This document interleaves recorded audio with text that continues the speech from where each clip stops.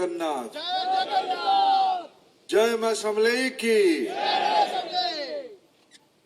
आज संबलपुर नागरिक परिषद द्वारा आयोजित मिशन फॉर नेशन प्रोग्राम रे आम भितर उपस्थित थिबा भारत कहले कम पड़वा विश्वर आज दिन में प्रख्यात कूटनीतिज्ञ भारतर गौरव मोदी सरकार बहुत बड़ रत्न हम समस्त मुंड को उच्चा कर रखुवा देशर विदेश व्यापार मंत्री परम आदरणीय जयशंकर जी को ये पवित्र माटी रे मां समलेई माटी रे को स्वागत करुची आपनकर उपस्थिति आम समस्त को गौरवान्वित करिछि मोर एठी बसिथिबा समस्त बुद्धिजीवी वरिष्ठ नागरिक मातृशक्ति युवक साथी मान को अनुरोध करुछि मान्यवर जयशंकर को एक करताली देके आमे अत्यंत आत्मीय स्वागत करूँ मंच रे उपस्थित थिबा आम समस्त नेता ओडिशार विरोधी दलर नेता संबलपुर लोकप्रिय विधायक जननेता आदरणीय जयनारायण मिश्र महाशय आज नागरिक परिषद आवाहक कन्वेनर आदरणीय मान्यवर शिक्षाविद श्रीधर ये उपस्थित समस्त गुरुजन माने शिक्षाविद प्रोफेशनल्स उद्योगपति समाज जीवन समस्त महत्वपूर्ण व्यक्तिगण तथा युवा पीढ़ीर भाई और भौणी माने बंधुगण मोर पाई एक बहुत शुभ दिन बोली मु आज मन करी आज जयशंकर जी दिल्ली रु भुवनेश्वर आसिकी भुवनेश्वर रु समय बाहर करके नरेंद्र मोदी विजन को मोर संबलपुर रे उपस्थित करिवार एक अवसर तैयारी कले पुणी धन्यवाद दूची बंधुगण मु लंबा समय कहवाई उचित मन करी नहीं जयशंकर जी को अधिका समय आम शुणा या ना आम जयशंकर जी को अधिका समय शुणा चाहूँ तो जयशंकर जी को आम अधिका समय शुणा किंतु आज दुई तीन कथा मुझे कहवाई चाहूँ देश में निर्वाचन हो देश में नरेंद्र मोदी कंटिन्यूअसली तृतीय थर मैंडेट पाइबा पाई प्रधानमंत्री भावे आशीर्वाद प्राप्त करने निर्वाचन लड़ुचंती तार निवेदन करने सीए जयशंकर जी को आम संबलपुर पठे यहाँ आज मूल उद्देश्य ओडिशा रे भी विधानसभा निर्वाचन होडिशा विधानसभा रे नरेंद्र मोदी 3 दिन तले गोटे विषय ओडिशा विधानसभा देशर निर्वाचन परिप्रेक्षी रे तांकर मंतव्य को अति स्पष्ट कले ओडिशा संपर्क रे अत्यंत स्पष्ट भाव से निवेदन कले अपार संभावना राज्य ओडिशा आज कहीं यही जगह अच्छी आज आम समस्ते मु धन्यवाद देवी जयदासर को मन भी पकेले मोर सौभाग्य थिला किछि वर्ष पूर्वे यानी मोदी सरकार समय रे बोध हुए 17-18 मसीह मुझे आसती संबलपुर रे जयशंकर जी विभाग तरफ जिते संबलपुर रे पासपोर्ट ऑफिस खोला गला यानी संबलपुर को सठिक भावे इंटरनेशनल कम्युनिटी संगे जोड़ीबार डोर डिलीवरी करिवार प्रथम निष्पत्ति मोदी सरकार संबलपुर करे पोस्ट ऑफिस रे जो नीतिगत निष्पत्ति सरकार लोकंक पाखु जीव डोर स्टेप को जीव ये ऐतिहासिक निर्णय मूल सूत्रधर आदरणीय जयशंकर जी से विभाग रे वरिष्ठ अधिकारी भावे थिले आज से क्रियान्वयन होची भी धन्यवाद दूसरी किंतु बंधुगण आम जो देश दुनिया को देखिले आम समस्त मन में आसुची अपार संभावना राज्य ओडिशा आज जो जगह पहुंचवा कथा से जगह को पहुंचनी यही पहुंचनी जो मान हाथ में विगत दुई दशंधि अढ़ई दशंधि धरिकी शासन दायित्व रहिला यदि नरेंद्र मोदी 10 वर्ष भितरे देश दुनिया रे भारतर ना को शीर्ष रे पहुंचे पारले ताले ओडिशा रे आमे कहीं कि 24 वर्ष भितरे आज यही अवस्था रचु गोटे मौलिक प्रश्न प्रधानमंत्री निजे से निवेदन करले जे ओडिशा को थरे मते सेवा करिवार प्रत्यक्ष सुजोग दिया जाओ। ओडिशा तो तांको आशीर्वाद करूची ही एथरो भी अधिकार संख्यार आशीर्वाद करिवो किंतु ओडिशा रे भी शासन प्रणाली नरेंद्र मोदी जयशंकर को दृष्टिकोण रे चालू तेबे आम ओडिशार संभावना संभव रे परिणत हब। आम पिला माने तार सीधा सीधा कथा संबलपुर एक वैश्विक केंद्र हबार सबु संभावना थिबा सत्वे आज नहे परिवार कथा आज प्रधानमंत्री से पई ओडिशा रे भी विधानसभा निर्वाचन रे भारतीय जनता पार्टी सरकार को करबा पई प्रधानमंत्री निवेदन कले। आउ गोटे प्रश्न से रखिले जे आज ओडिशा संस्कृति ओडिया जीवन ओडिया भाषा ओडिया परंपरा जहाँ को क्या मैं अस्मिता कहू ये आज गोटे बड़ समस्या अच्छी। आज आमर जो बुद्धिजीवी बंधु मैंने बस आज गोटे कथा केवल उल्लेख ये करी जो संविधान तैयारी है संविधान ने 3टा काम अलग अलग बंटा गला। गोटे काम निर्वाचित प्रतिनिधि मान हाथ में दिगला गोटे काम सरकारी अधिकारी मान हाथ में दिगला एग्जीक्यूटिव हाथ में दिगला आउ गोटे काम न्यायपालिका हाथ में दिगला जुडिशियरी हाथ में दिगला लेजिस्लेटिव एग्जीक्यूटिव आउ जुडिशियरी परस्पर काम अलग समस्त दायित्व अधिकार किंतु ओडिशा रे यार विपरीत रे काम होउछ। एठिकार माननीय मुख्यमंत्री किछि अवस्थार सुजोग नहीं किछि लोक ओडिशा को पछ दरवाजे आसिक नियंत्रण करिवार गोटे अपचेष्टा करुछथि। आज ओडिशा रे पिला मानकर अवस्था भल नहीं।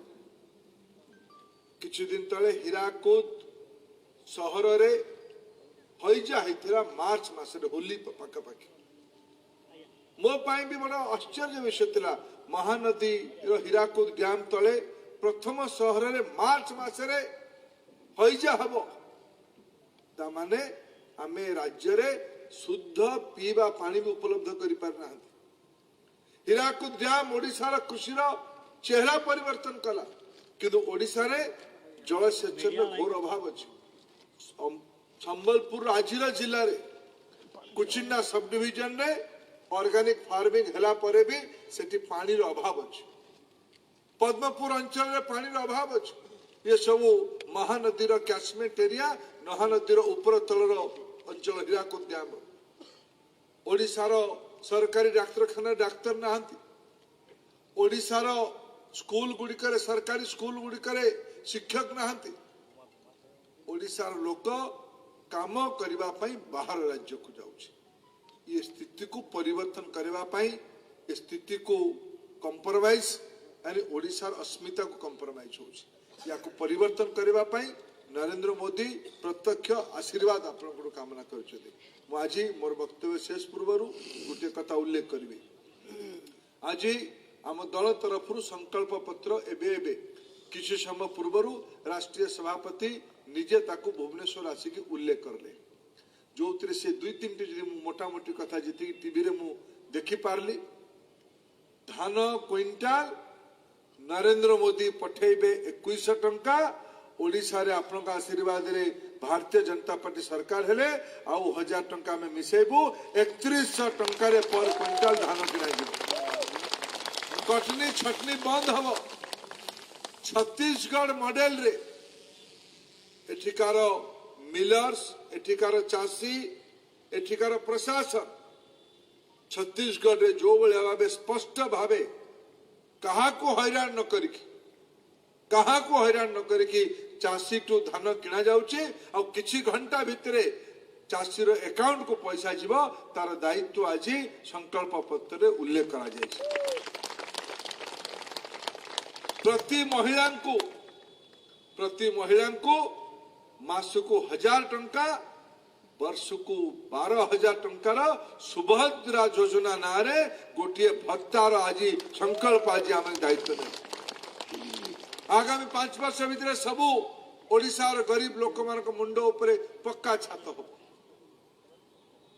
सबू घरे प्रधानमंत्री सूर्य घर योजना रे सोलार लाइट सरकार लगेबे। गरीब लोक को मागणारे बिजुली मिलिबा। अधिका बिजुली कले से बिक्री करके पैसा भी कमेमो तार आज संकल्प करागला।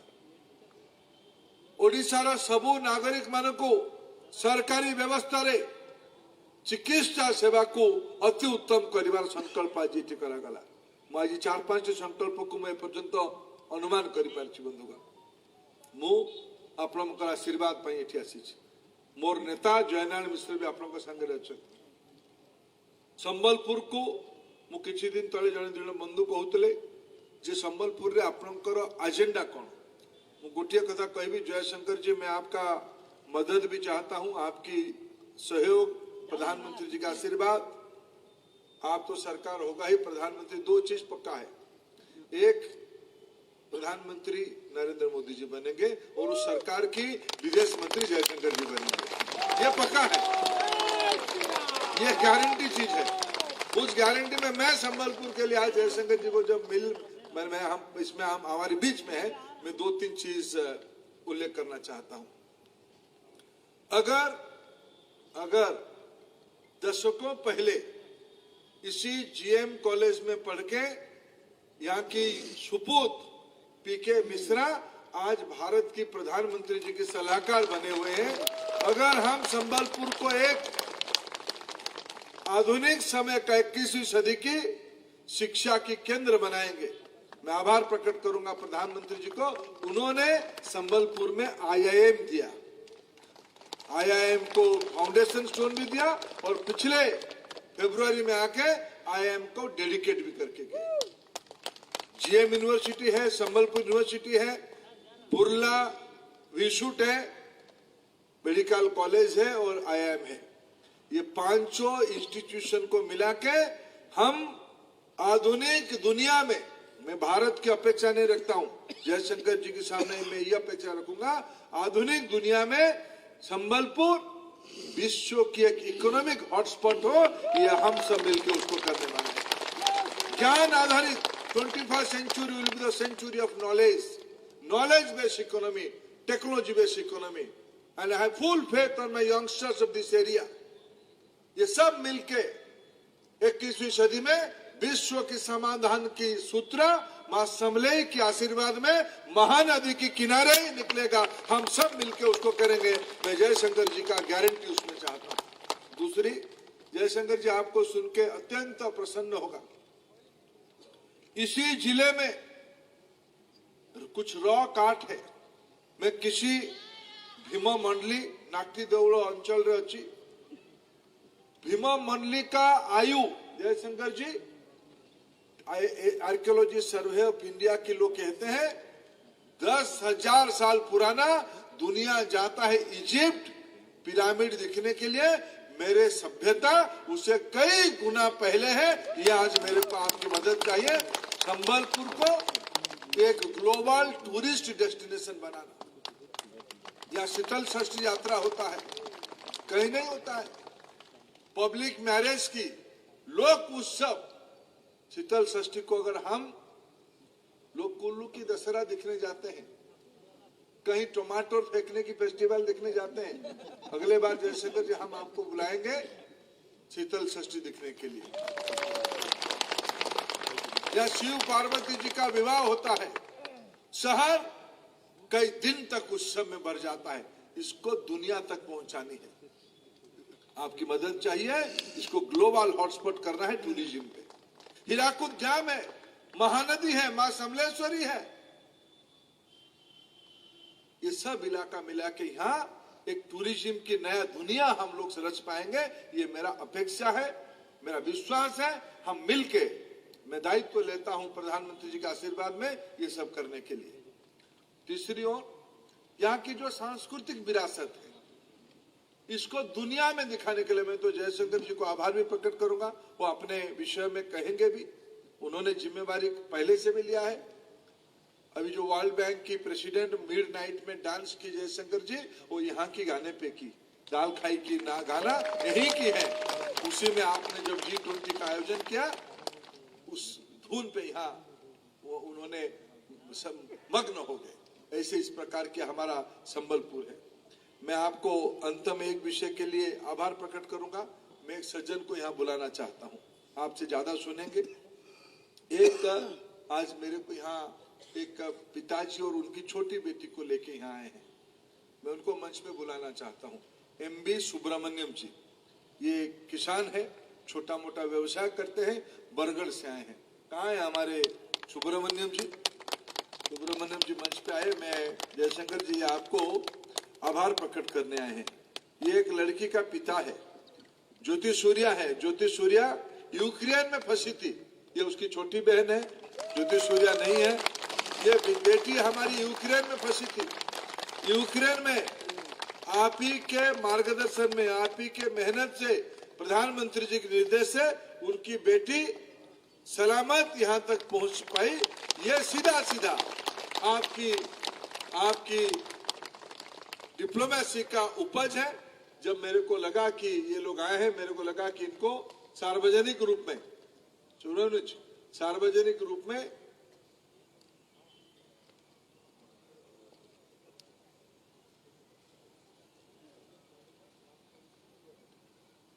मैं बहुत बहुत धन्यवाद देता हूं। मैं बहुत धन्यवाद देता हूं सुब्रमण्यम जी। मैं आपको अनुरोध करूंगा, मेरे भाषण मैं ही समाप्त करता हूं। आप जयशंकर जी को हम सुनने के पहले, सुब्रमण्यम जी, लोग कहते हैं ना कि भाई ये नेता लोग क्या काम करते हैं, लेकिन हमारे जयशंकर जी ऐसे एक व्यक्ति है, मोदी है तो मुमकिन है, ऐसे नहीं है। जो हमारे एक स्लोगन होती है, मोदी है तो मुमकिन है, ये मुमकिन वाला कहानी अभी आप सुब्रमण्यम जी से खुद सुनेंगे। आप कम शब्द में सुब्रमण्यम जी आपके अनुभव कहिए, आपके मनोगत कहिए, फिर हम सब लोग जयशंकर जी को सुनेंगे। धन्यवाद।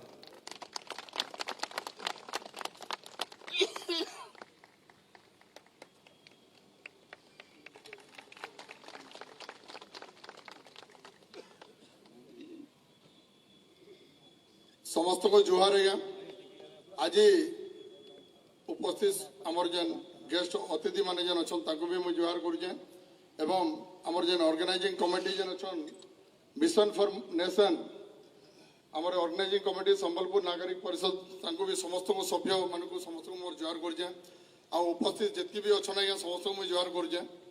आउ मुझे दुई शब्द कही देमी, मोर झीटा यूक्रेन रे एडमिशन नेला जिते रशिया यूक्रेन वार है से टाइम रे जिते आम टीवी देखुलु माने सिचुएशन टी क्रिटिकल हवा लगे जाऊे बोलिकी से आम छुआ के गाइड कलु आ कहलु बाबू तु पलैया आई सिचुएशन टी भल ना लगवार आ पलैया आसले भल हवा बोलिकी तार परीक्षा विषय सेकेंड इयर रोपर जो आम जो प्रेसर कलु तु पलैया बोलिकी ना बापा से छुआ मैंने आसुचन इंडिया रू आमर यूक्रेन के सिचुएशन किसी प्रोब्लेम ना है, ठीक है जीवा जो वार वार आगर भी 2 दिन आगर भी आम देखलु भुवनेश्वर छुआ मैंने जाइछन यूक्रेन के बोले से आमर दम भी पुरला आज्ञा आते देखलु टीवी रे आउटे सिचुएशन क्रिटिकल हवा लगे जाऊे बोले से मुझे छुआ के कहली बाबू तु पलैया दी आ नार कहते आमको टे भल ना लगे डर डर मिता लगुचे बोले फाइनाली आमर प्रेसर रे से छुआ मैंने टिकेट कले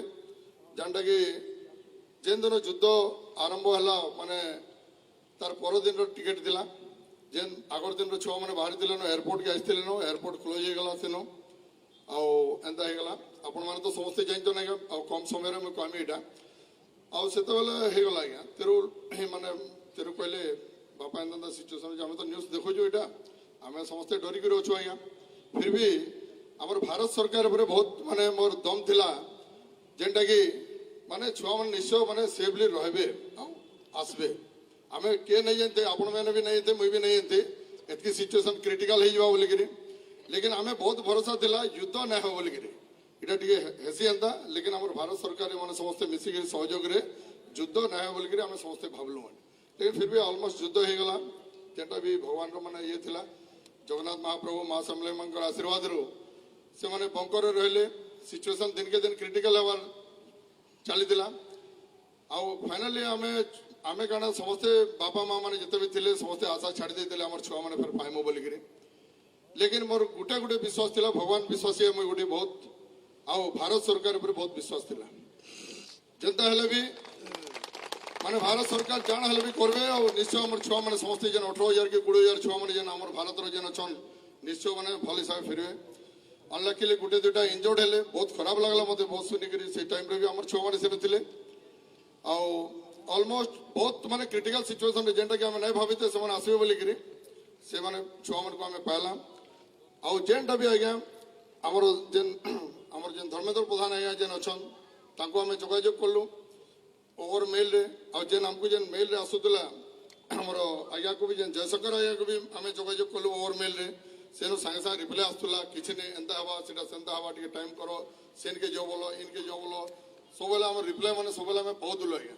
से कॉन्फिडेंस हमर थिला जेंटा कि भारत सरकार ऊपर आ से सरकार माने याद अपन देखबे 2014 रु माने बहुत किजा में संग संग देखि पारुछु आगे काने कि एते माने जिनिस माने चेंजेस हमें देखि न पड़ते याद सब जिनिस हमें चेंजेस माने each and every second minute रे सब जगह रे पृथ्वी रे आ सब जिनिस देखि पारुछु काना होजे परिवर्तन काना होजे बोले सेते लगी मुई आउथरे बेसी समय नहीं करी बहुत बहुत धन्यवाद दउजे हमर मोदी सरकार भारत सरकार समस्त टोटल मेकानिज्म को आ जयशंकर एक मेकानिज्म को टोटल मेकानिज्म को जनको बोल के ना कवर तलु ऊपर तक पर जति भी हमर सहयोग करजन माने भारत माने छुआ माने आसिक याद फेर जाकर आराम रे पड़ी पड़जन जस्ट 15 दिन माने आगु से हमर छुआटा फिर जर जाके गला एटा 4th ईयर चली जे बहुत बहुत धन्यवाद आज्ञा समस्त बहुत बहुत धन्यवाद जैसे कि मते एटा सुयोग के मिली जे हमर स्पेशली कौशलांतर कल्चर हमर दासर मूल्य कृष्ण गारू भी अछन इन उपस्थित अछन से आज्ञा भी ताकर ये रु माने मुई आसी पाली बहुत बहुत धन्यवाद समस्त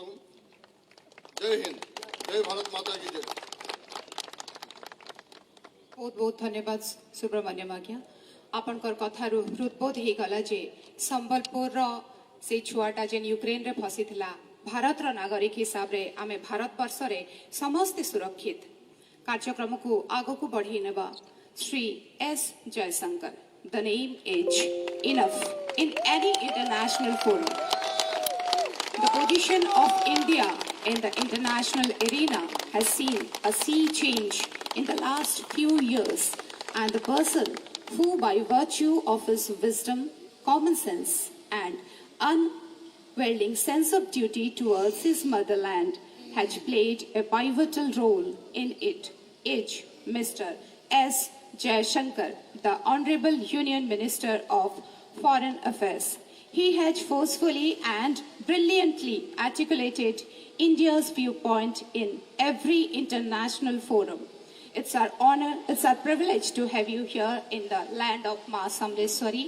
प्रतीक्षार अंत घटी छे आउ बेसी समय नहीं नेकरी मुई स्वागत कर्मी श्री एस जयशंकर महोदय को तांकर अभिभाषण प्रदान करबे मिस्टर एस जयशंकर महोदय।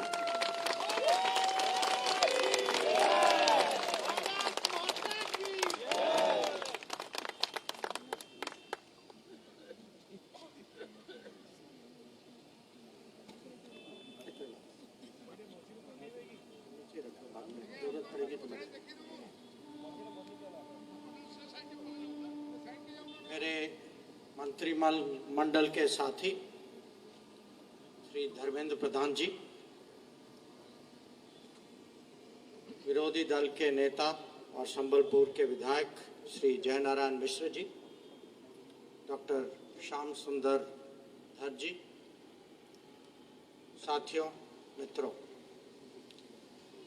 आज मेरा सौभाग्य है कि माँ सांबलेश्वरी के पवित्र धरती में मुझे आप लोगों ने आने का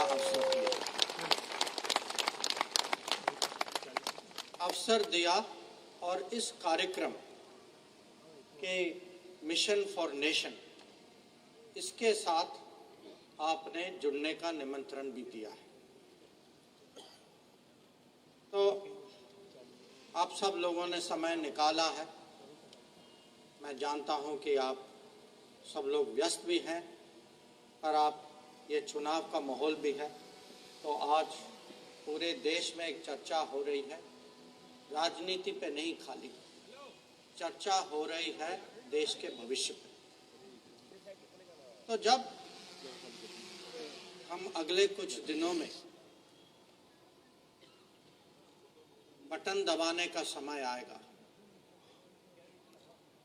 तो मेरी ओर से आपसे 2 रिक्वेस्ट हैं। एक की बड़ी संख्या में जरूर बटन दबाइएगा। ठीक बटन दबाएंगे वो तो मुझे पता है, पर आपको ये जानना चाहिए कि इस माहौल में जो चर्चा जो हो रही है, जो डिबेट जो हो रही है, ये खाली पार्टीज और उम्मीदवार उनके बीच में नहीं है। जो देश के सामने जो विकल्प जो है, एक किस्म से विचारधारा की है, भावना की है, एक नेशनल कमिटमेंट के बारे में है। 10 साल पहले 2014 में भारत की जनता ने एक बहुत महत्वपूर्ण निर्णय लिया था, और वो निर्णय लिया था उस समय उम्मीद के कारण। उनकी उम्मीद थी कि भाजपा की सरकार, एनडीए की सरकार, प्रधानमंत्री नरेंद्र मोदी के नेतृत्व की 10 साल जो निराशा जो थी पहले यूपीए की सरकार के साथ, कि उस समय उम्मीद थी कि देश इनके नेतृत्व में इस अलग इनके कार्यक्रम, इनके जो संकल्प जो थी, इसके कारण देश बदलेगा। और 5 साल के अंदर वो परिवर्तन दिखाई देने लग गया। तो 2019 में देश की जनता इस बार जब उन्होंने निर्णय लिया, ये अब भरोसे पे थे। उनको भरोसा था कि जो काम 5 साल हो चुका है, अब इसको मोदी जी और उनकी सरकार इसको आगे ले जाएगी। तो अब हम जो है इसके तीसरे पहल में कि इस बार पहली बार उम्मीद, दूसरी बार भरोसा, इस बार मोदी की गारंटी पे लोग निर्णय लेंगे। और ये गारंटी इस गारंटी में गारंटी की गारंटी तो है, पर ये गारंटी जो है, ये 10 साल काम करने का रिकॉर्ड, परिवर्तन का रिकॉर्ड जो है, ये जनता के सामने हम प्रस्तुत करें। अब ये चुनाव जो है, इसका एक मैं कहूँगा एक्सेप्शनल सिग्निफिकेंस, इसका बहुत महत्व है, क्योंकि ये 10 साल का जो फाउंडेशन जो बना है, इसके आधार पे आज हम आगे जो 25 साल की प्लानिंग कर सकते हैं। कि हम सब, पूरे देश का सपना है कि अगले 25 साल में 2047 तक भारत विकसित देश बने। और इस निर्णय हम कह सकते हैं किस्म से ये यात्रा यहाँ से शुरू होगी। तो जब हम कहते हैं कि मिशन फॉर नेशन, ये मिशन फॉर नेशन है कि अगले 25 साल में हम भारत को कैसे विकसित भारत बनाएं। अब मैंने कहा कि 10 साल का रिकॉर्ड है, मैंने खुद अनुभव किया है। 5 साल मैं मंत्रिमंडल में रहा हूँ, उसके पहले मैं सचिव था। तो मैं आपसे 1-2 उदाहरण मैं शेयर करना चाहता हूँ, और फिर मैं ये विचार रखना चाहता हूँ कि भारत की प्रगति के लिए, उन्नति के लिए हम इसको, भारत को, देश को कैसे आगे ले जाएं। तो देश की हम बात करते हैं, मिशन की हम बात करते हैं, नेशन की बात करते हैं। पिछले साल में सबसे बड़ी जिम्मेदारी जो थी हमारी नेशन के लिए, और ये अंतर्राष्ट्रीय जिम्मेदारी थी, ये G20 की अध्यक्षता थी। अब धर्मेंद्र जी उनका आग्रह था कि आगे जो है हम कोशिश करें कि दुनिया के टूरिस्ट जो है संबलपुर आए।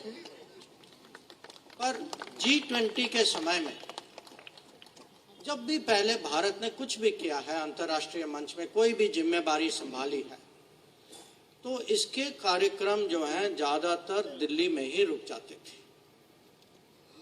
ज्यादा से ज्यादा दिल्ली से 1-2 बड़े शहर मुंबई, चेन्नई, कलकत्ता जाते थे। इस बार जो है हम पूरे हर राज्य में G20 का कार्यक्रम कर पाए, और उसके कारण मैं आपको ये जरूर आश्वासन दे सकता हूँ, क्योंकि ये G20 में आप जानते हैं कि विदेश से करीब 1 लाख जो हैं डेलीगेट्स हमारे अतिथि बन के आए। और आप ये 1 लाख जो हैं इनको आप पहचानिए, ये दुनिया के सबसे इफेक्टिव इन्फ्लुएंसर्स हैं।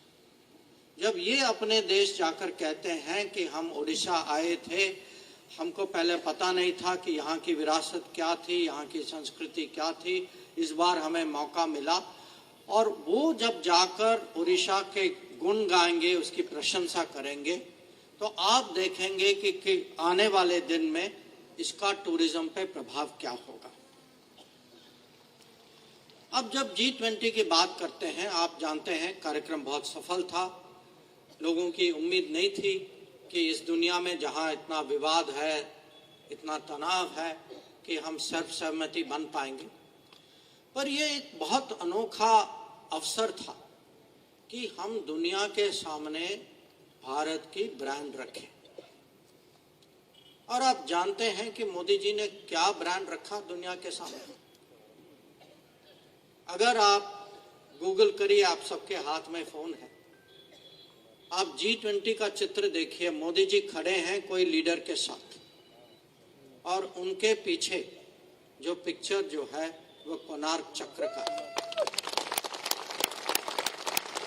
तो जब आज बात हो रही है विरासत की, संस्कृति की, परंपरा की, अस्मिता की, मैं आपको कहना चाहता हूं कि ओडिशा के बारे में मोदी जी के दिल में एक बहुत शुरू से भावना है, और जब वो खुद आएंगे, आज रात को आएंगे, कल आप सब लोग इसको अनुभव करने का आपको मौका होगा। अब दूसरा विषय, इस पे भी बात हुई, जयनारायण जी आपने भी कुछ कहा, धर्मेंद्र जी आपने भी कहा, यह पासपोर्ट का विषय। और ये पासपोर्ट जो है, पासपोर्ट देना, इसकी जिम्मेदारी जो है हमारे सरकार में विदेश मंत्रालय के साथ है। एक समय था जहां मैं सच कहूं, बिना रिश्वत के पासपोर्ट मिलना बहुत मुश्किल था। सच है। जब मैंने पहले विदेश UPSC एग्जाम पास किया ना, विदेश सेवा में आए, तो मेरे इलाके में खबर फैल गई कि कम से कम भाई हमें पासपोर्ट तो मिल जाएगा, कोई जान पहचान का है यहाँ। तो और जब पासपोर्ट मिलता भी था, इसमें महीने लगते थे, कभी साल लगता था। और आप जो संबलपुर के निवासी हैं, अब खुद याद करिए, आपको अगर फॉर्म कहीं दाखिल करना होता था तो मेरे ख्याल से भुवनेश्वर जाते थे। भुवनेश्वर जाते थे, एक दिन रुकना पड़ता था, फॉर्म भर दिया, फिर कुछ दिन बाद किसी ने कह दिया नहीं इसमें 2 कॉलम ठीक नहीं है, वापस आइए आप। तो 3-4 चक्कर तो सबने काटे होंगे पासपोर्ट के। तो पासपोर्ट में परिवर्तन क्या आया कि 10 साल पहले पूरे देश में 77 पासपोर्ट सेवा केंद्र थे, पूरे देश में। आज जो है करीब 530 केंद्र है, और एक आपके यहाँ। और खाली केंद्र नहीं है कि ये जो है, अगर आप देखें, इसकी हम बात कर रहे थे, और जब मोदी जी का कहना था, ये मैं 2015-16 की बात कर रहा हूँ, उन्होंने कहा कि आप लोग जो विदेश मंत्रालय में काम करते हैं ना, आपको तो पासपोर्ट मिल जाता है, आपने कभी ये परेशानी झेला नहीं। आप पब्लिक की नजर से देखिए, ये मुझे बताइए कि कोई संबलपुर का निवासी, उसको भुवनेश्वर जाने की क्या जरूरत थी? जरूरत इसीलिए थी क्योंकि उस समय की सरकार ने कभी सोचा नहीं था कि नागरिकों के हित में ईज ऑफ लिविंग के लिए क्या फैसिलिटी, क्या सुविधा देनी चाहिए। तो ये परिवर्तन जो आया है, ये पहले भी हो सकता था। और ये देखिए, मजे की बात यह है कि हमने कोई नया ऑफिस नहीं बनाया, हमने किसी और हमने अपने डिपार्टमेंट में किसी और लोगों को नहीं लिया। हम किसी एक पोस्ट ऑफिस, पोस्टल डिपार्टमेंट के पास गए और उनको कहा, और ये मोदी जी का आइडिया था, उन्होंने कहा कि देखिए आजकल लोग लेटर कम लिखते हैं, तो हर पोस्ट ऑफिस में कोई ना कोई बैठा है बिना काम के या कम काम के, तो आप उसको काम पे लगाइए ना। तो आप देखिए इसमें डबल फायदा हुआ, सरकार भी ज्यादा काम करती है और पब्लिक को भी फायदा होता है। तो मैं ये उदाहरण आपको इसीलिए देता हूं कि पहला उदाहरण था कि देश की ब्रांडिंग, और जब अवसर आए कि पूरे देश, उसकी पूरी विविधता को दुनिया के सामने कैसे दुनिया इसका परिचय करे। और दूसरा कि हर समय मोदी सरकार और मोदी जी की सोच होती है कि पब्लिक की मांग क्या है, पब्लिक की अपेक्षा क्या है, पब्लिक की आशा क्या है, हम क्या कर सकते हैं, जो वो कहते हैं ईज ऑफ लिविंग। कि कुछ सालों के पहले, अब ये भी याद रखिए, हमें कुछ भी सरकार से चाहिए था तो अफिडेविट बनाना होता था। अफिडेविट का मतलब क्या था कि आप किसी और अफसर के पास जाते हैं, हो सकता है कि वो आप जानता हो या आपको नहीं भी जानता हो, और आप उससे लिखवाते हैं कि आपका नाम और एड्रेस क्या है। आज इतना सरल हो गया कि आप खुद सेल्फ एफिडेविट देते हैं। तो ये छोटी छोटी चीजें होती, और छोटी चीजों से बहुत बड़ा चेंज आता है। अब जब हम नेशन की बात करते हैं तो केंद्र सरकार की जिम्मेदारी तो सबसे ज्यादा होती है, और केंद्र सरकार चाहती है कि हर राज्य में प्रगति हो, हर राज्य में डेवलपमेंट हो, उनके कार्यक्रम, केंद्र कार्यक्रम, हमारे केंद्र योजनाएं जो है, इसको हम कैसे आगे ले जाएं। और हम दोनों जो हैं, धर्मेंद्र जी और मैं, हम दोनों जो कैबिनेट की एक कमेटी होती है, इकोनॉमिक अफेयर्स कमेटी, हम इसके सदस्य हैं और हम देखते हैं कि क्या निर्णय लिया जाता है। अब पिछले 10 साल में मोदी सरकार के समय में उड़ीसा के लिए केंद्र सरकार ने अलग अलग बजट हेड में 18 लाख करोड़ रुपए दिए। 18 लाख करोड़ रुपए। तो जब हम नेशन की बात करते हैं और मिशन की बात करते हैं, मोदी सरकार का मिशन है कि हर राज्य जो है आगे बढ़े, उनके लिए जो रिसोर्सेज चाहिए, जो फंड्स चाहिए, वो दिल खोल के देते हैं। और उनके कारण पहले जो फाइनेंस कमीशन जो है, उन्होंने जो फाइनेंस कमीशन ये निर्णय लेती है कि जो टैक्स के जो रेवेन्यू होते हैं, स्टेट्स का हिस्सा क्या होता है, केंद्र सरकार का कितना होता है। नॉर्मली जो होता है, प्रधानमंत्री केंद्र की रेवेन्यू को पर उनका कब्जा होता है, वो सोचते हैं कि स्टेट्स को कम दे। नरेंद्र मोदी पहले प्राइम मिनिस्टर हैं जिन्होंने स्टेट्स का शेयर बढ़ाया, और इसीलिए जब हम कहते हैं कि 18 लाख करोड़ पिछले 10 साल में सेंट्रल गवर्नमेंट की ओर से यहाँ ट्रांसफर हुआ है, तो आपको जानना चाहिए, आप सब लोग उड़ीसा के निवासी हैं, आपको पता होना चाहिए कि आपके लिए कितनी वहाँ सपोर्ट है, कितनी भावना है, कितने रिसोर्सेस हैं। अब आपको सोचना चाहिए कि उसका उपयोग ठीक हुआ या नहीं हुआ। अगर आपको लगता है कि 18 लाख करोड़ का उपयोग और बेहतर हो सकता था, और कार्यक्रम हो सकते थे, लीकेज नहीं हो, कि सुशासन के कारण जिसको जो मिलना था वो मिल रहा है, तो मैं समझ सकता हूं कि आप लोगों में से थोड़ी कहीं ना कहीं कुछ निराशा तो होगी, पर ये जरूर हम बता सकते हैं कि अगर यहाँ की शासन उसी सेंस ऑफ मिशन के साथ, उसी कमिटमेंट के साथ, उसी इंटेग्रिटी के साथ आगे की शासन अगर उड़ीसा को आगे ले जाएगी तो केंद्र सरकार की ओर से उसको पूरा 110% सपोर्ट मिलेगा। अब भारत की यात्रा जो है, विकसित भारत की यात्रा जो है, ये हम इसको कैसे आगे ले जाएं, इसकी माइलस्टोन्स क्या होगी, इसके पहलू क्या हैं।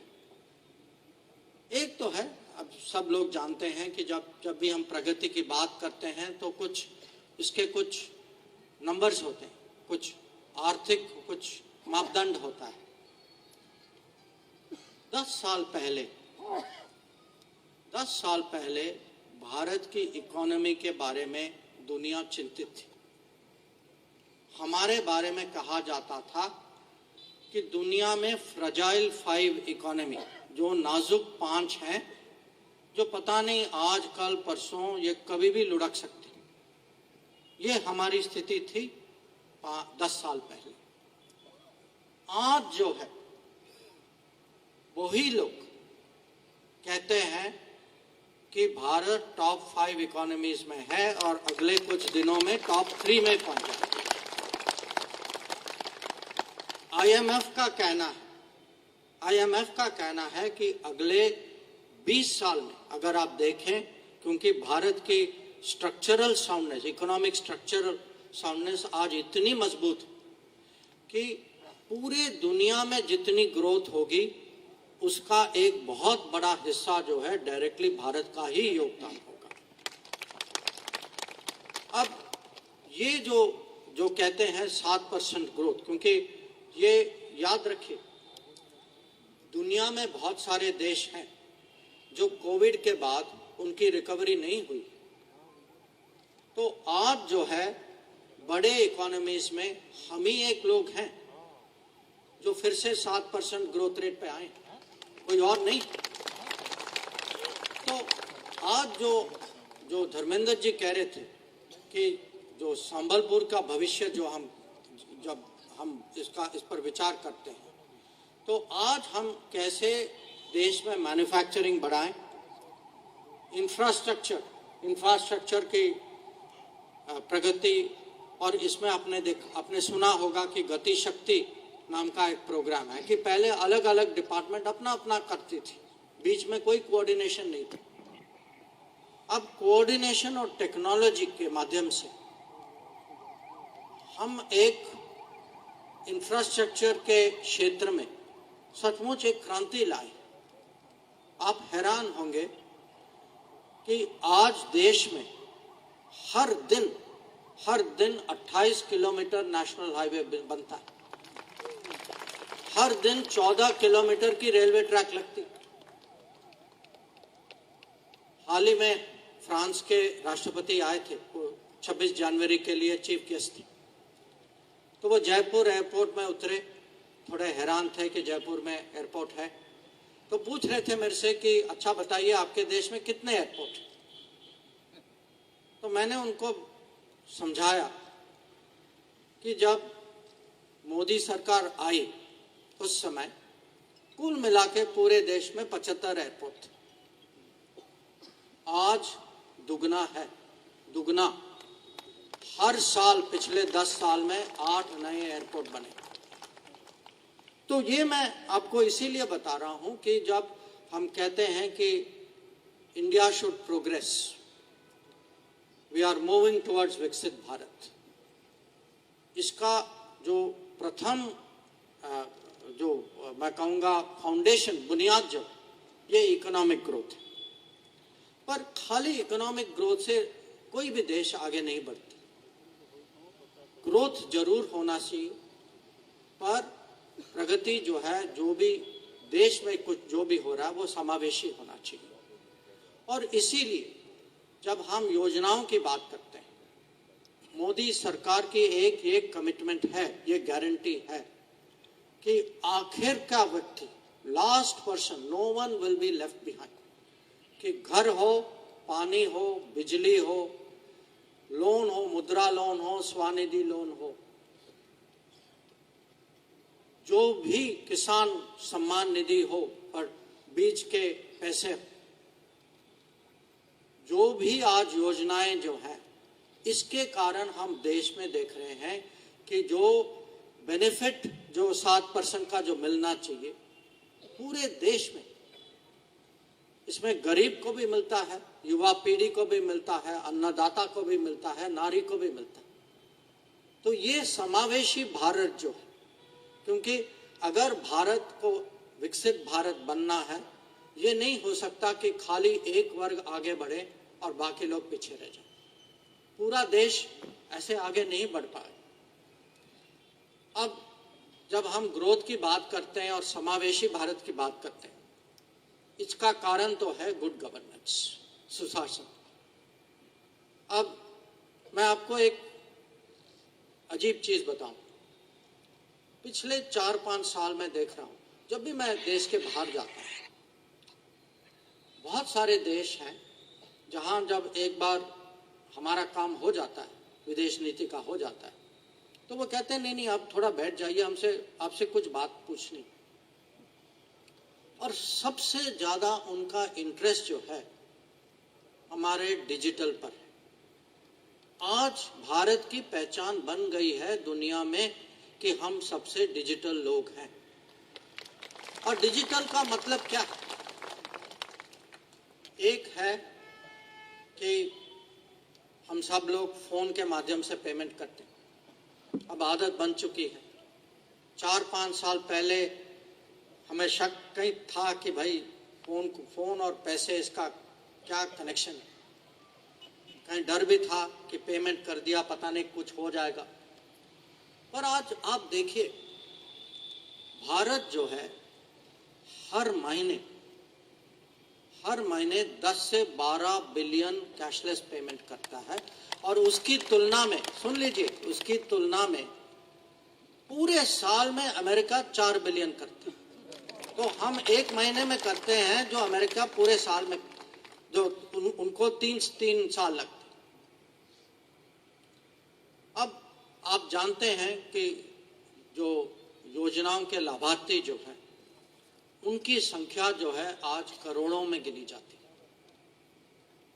उनकी संख्या इतनी बड़ी है कि बहुत देशों, कुछ कॉन्टिनेंट्स की पॉपुलेशन जो है लाभार्थियों से कम। और मैं आपको एक ही उदाहरण देता हूं। आपने आवास योजना के बारे में सुना होगा कि लोगों को जो घर दिया जाता है। अब पिछले 10 साल में पूरे देश में 4 करोड़ लोगों को आवास योजना के माध्यम से घर मिले हैं, जिसका मतलब है कि हर परिवार में करीब 5 लोग होते हैं, कि 20 करोड़ लोग जिनके पास घर नहीं था पहले। अब 20 करोड़ का अगर आप तुलना करें, 20 करोड़ का मतलब है कि पूरे जापान और जर्मनी की आबादी आप जोड़ लीजिएगा, उनको 10 साल के अंदर घर मिल गया। तो आज ये पहचानिए कि दुनिया जो है ये सब देख रही। मेरे से जो पूछते हैं लोग, ये पूछते हैं और कभी कभी ये यही शब्द प्रयोग करते हैं कि आपने आपके यहाँ लीकेज कैसे बंद किया, कि आप ये बड़े बड़े कार्यक्रम करते हैं, ये योजना करते हैं, इतनी संख्या में लाभार्थी हैं, ये कैसे होता है। और यही जो आप मेरे डिपार्टमेंट में आपको करके दिखाए कि पासपोर्ट जो, आप देखिए आज पासपोर्ट लेना कितना सरल हो गया। अब सुशासन के अलावा हम ग्रोथ की बात कर चुके हैं। हमारी सबसे बड़ी रिसोर्स क्या है? हम ही ह्यूमन रिसोर्स। और ह्यूमन रिसोर्सेज आज उसको अगर बेहतर बनाने में, उसको आगे ले, उसकी क्वालिटी इंप्रूव करने में 2 डिपार्टमेंट जो हैं उनकी ये जिम्मेदारी है। और पिछले 5 साल में वहाँ जो परिवर्तन आया है उसका प्रभाव आज आप आने वाले अगले कार्यकाल में आप जरूर देखेंगे। एक है एजुकेशन और एक है स्किल और दोनों के मंत्री आपके सामने बैठे, क्योंकि आप ये सोचिए, हम एक नए जमाने में, एक नए एरा में एंटर कर रहे हैं। कल की दुनिया जो होगी ना, ये आर्टिफिशियल इंटेलिजेंस की दुनिया होगी। आपसे कुछ लोगों ने अब चैट जीपीटी ट्राई किया होगा। चैट जीपीटी तो अभी शुरू हुआ है, आप देखेंगे अब बहुत चीजें आएंगी। तो ये दुनिया जो है, ये आर्टिफिशियल एआई की है, ये चिप्स की है। अब देखिए, पहले जो है 10 साल पहले यहाँ कैमरामैन खड़े होते थे, अभी वो ड्रोन घूम रहा है, कहीं आपने वापस बुला लिया है। पर ये ड्रोन की दुनिया, ये ड्रोन की दुनिया, ये स्पेस की दुनिया, कि आज हम इंफ्रास्ट्रक्चर, जब हम गति शक्ति की बात करते हैं, इंफ्रास्ट्रक्चर की स्पीड जो है और उसकी स्केल क्यों ज़्यादा है? क्योंकि हम स्पेस और ड्रोन का भी उपयोग करते हैं। आज का सर्वे जो है वो ड्रोन के माध्यम से होता है, जो मैपिंग जो होता है वो स्पेस से होता है। और जो गाड़ी में जो आप लोग आए हैं ना, मान के चलिए अगर 5 साल के अंदर आप में से आधे लोग जो हैं इलेक्ट्रिक कार और इलेक्ट्रिक स्कूटर और मोटर बाइक चलाते हैं। तो ये नई दुनिया है, और इस दुनिया के लिए, इस जमाने के लिए हमें सबसे ज्यादा एजुकेशन और स्किल पे बल देना होगा। तो इस कार्यकाल में, जिसके आखिर महीनों में हम अभी हैं, मैं मानता हूं कि अगर आप कोई पूछेगा सबसे ज्यादा पोटेंशियल ऑफ चेंज कहाँ है, ये हमारे न्यू एजुकेशन पॉलिसी में, ये हमारे पॉलिसी में है। और जब हम ये पॉलिसी जो है हम जमीन पे उतारेंगे, मुझे पूरा भरोसा है कि भारत का सबसे बड़ा टैलेंट, ह्यूमन टैलेंट जो है, ये हम पूरे दुनिया में इसको हम डिप्लॉय कर पाएंगे। अब हम आर्थिक विषय की बात करते हैं, ह्यूमन रिसोर्स की बात करते हैं, सुशासन की बात करते हैं, पर कहीं ना कहीं हर देश में आत्मविश्वास होना चाहिए। जब तक आत्मविश्वास नहीं है, नेशन के लिए जो मिशन, जो कमिटमेंट है ना, वो कमिटमेंट नहीं है। और आत्मविश्वास के लिए हमें क्या चाहिए? हमें अपने ऊपर भरोसा करना चाहिए, हमें अपने आप को टेस्ट करना चाहिए। हम दुनिया भर की चीज इंपोर्ट करते हैं पूरे। आप देखिए, हमारे आंकड़े देखिए, अब पिछले 10 साल में फर्क देखिए। एक बार मेक इन इंडिया शुरू हो गया ना, मेक इन इंडिया जो है रोजगारी का विषय है। मेक इन इंडिया मैं मानता हूं ये सुरक्षा का विषय, कि हम दूसरे देशों पर निर्भर नहीं। और एक बार मेक इन इंडिया चल जाए, और वो चल रहा है, ये श्रमता का विषय। आज हम ऐसी चीजें एक्सपोर्ट कर रहे हैं जो किसी ने सोचा नहीं था। हम अंधाधुंध उसको इंपोर्ट करते थे, हर चीज डिफेंस में हम बाहर से लेते थे। अब हम अपने जवानों के लिए भी बनाते हैं, और इस साल जो है हमारा डिफेंस एक्सपोर्ट जो है 20,000 करोड़ से ज्यादा। तो अब देखिए कितना चेंज आया। पर इसमें क्या चाहिए? इसमें लीडर चाहिए, लीडर का विजन चाहिए, लीडर विजन का प्रोग्राम बनाना है, जमीन में उतारना है, पूरे देश को प्रोत्साहित करना है। और एक बार पूरे देश में वो कमिटमेंट, वो सेंस ऑफ मिशन हो, तो आप तुरंत उसका रिजल्ट आपको दिखाई देता है। अब हम कहते हैं कि मेक इन इंडिया, और मेक इन इंडिया ज्यादातर जो है हम उत्पादन, हम इंडस्ट्री के साथ जोड़ते हैं। पर मेक इन इंडिया खाली इकोनॉमी नहीं, मेक इन इंडिया हमारी विरासत भी, हमारी संस्कृति भी। जब कोई ये पहनता है, आप लोग सब तुरंत उसको पहचान लेते हैं। भारत के हर जिले में, मैं कहूँगा हर गांव में, ऐसी कोई चीज होगी जिसमें उस गांव के निवासी, उस शहर के निवासी, उस जिले के निवासी उस पर जरूर गर्व करते।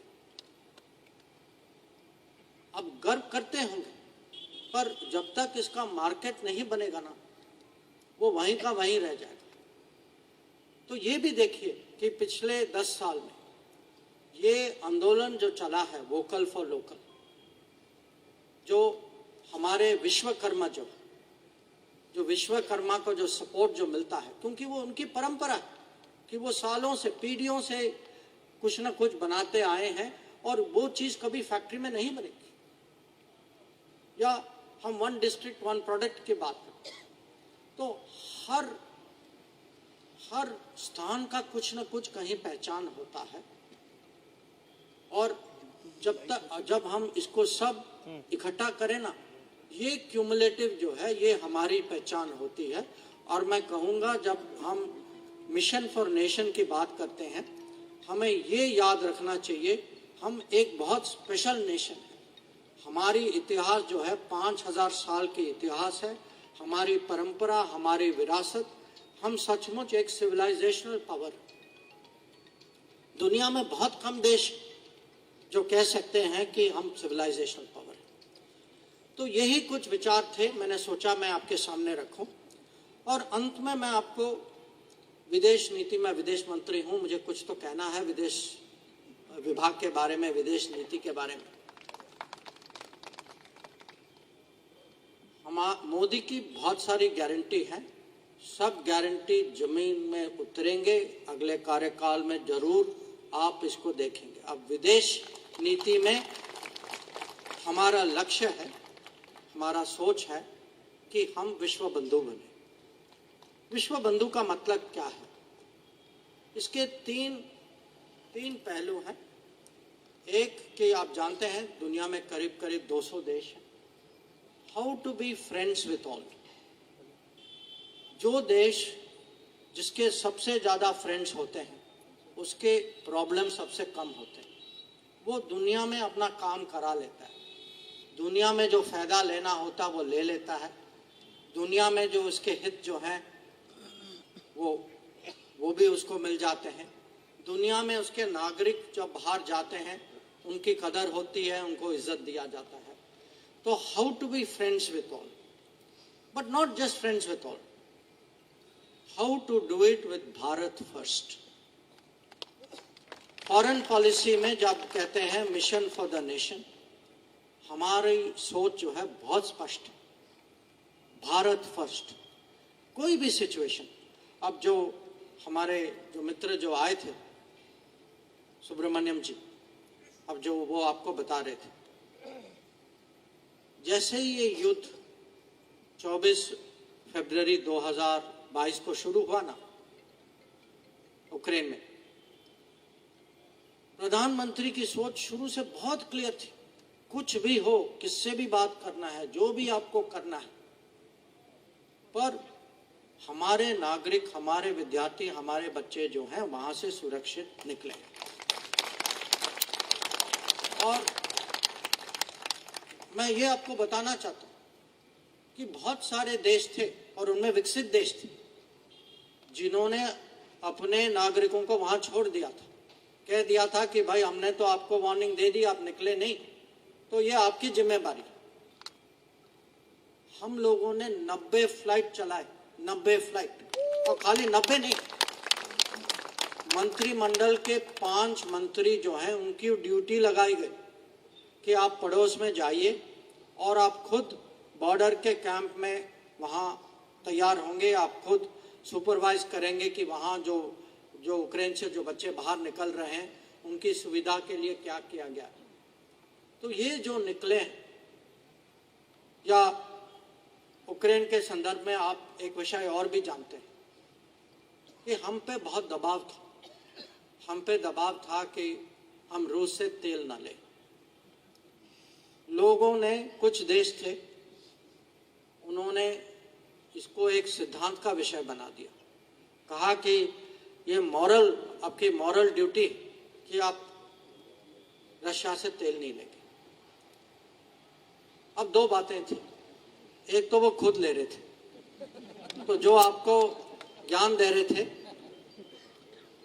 उनके अगर आप एक्शन देखें, एक्शन कुछ और था, उनके शब्द कुछ और थे।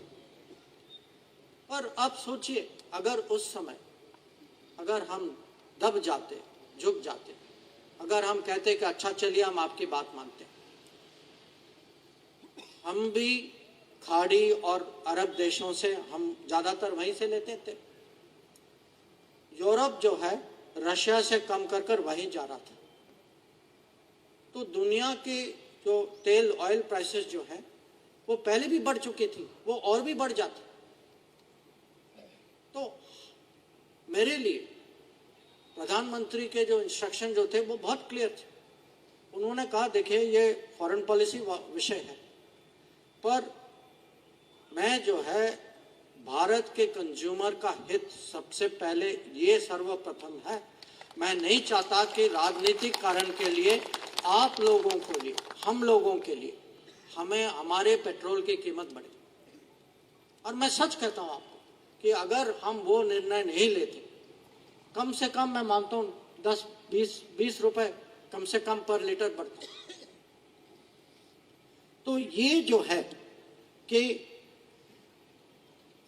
हम जो है आज फ्रेंड्स विथ ऑल जरूर करेंगे, बट हर समय भारत फर्स्ट हमारा सिद्धांत होगा। और मैं ये भी कहूँगा कि जहाँ देश की सुरक्षा जो है, देश का हित जो है, जहाँ हमें अड़ना है हम वहाँ अड़ेंगे भी। आप लोगों ने देखा है कि कभी कभी आतंकवाद के आजकल फैशन है, लोग आतंकवाद की बहुत चर्चा करते हैं, दुनिया में बहुत सारी घटनाएं होती हैं, पर उसमें भी जो पहले की जो पॉलिसी जो थी कि 26/11 में मुंबई में हमला हुआ और उसके बाद हमने कुछ नहीं किया, वो जमाना अब गया। अब जो है मिशन फॉर अ नेशन माने विकसित भारत, सुरक्षित भारत और विश्व बंधु भारत। तो एक बार और मैं अपनी ओर से आभार प्रकट करना चाहूँगा। आप लोग आए, समय दिया, विचार सुने। तो मैं धर्मेंद्र जी और आपको भी जयनारायण जी मैं कहूँगा कि आप लोगों ने निमंत्रण किया, मुझे संबलपुर आने का मौका दिया, और हो सकता है कि आप इसके बाद आप एक बार और कहीं ना कहीं कभी ना कभी बुलाएंगे, और अगर मुझे आने का मौका मिलेगा तो मैं ज़रूर बहुत खुशी के साथ, बहुत प्रसन्नता के साथ आऊँगा। एक बार और नमस्कार और जय जगन्नाथ।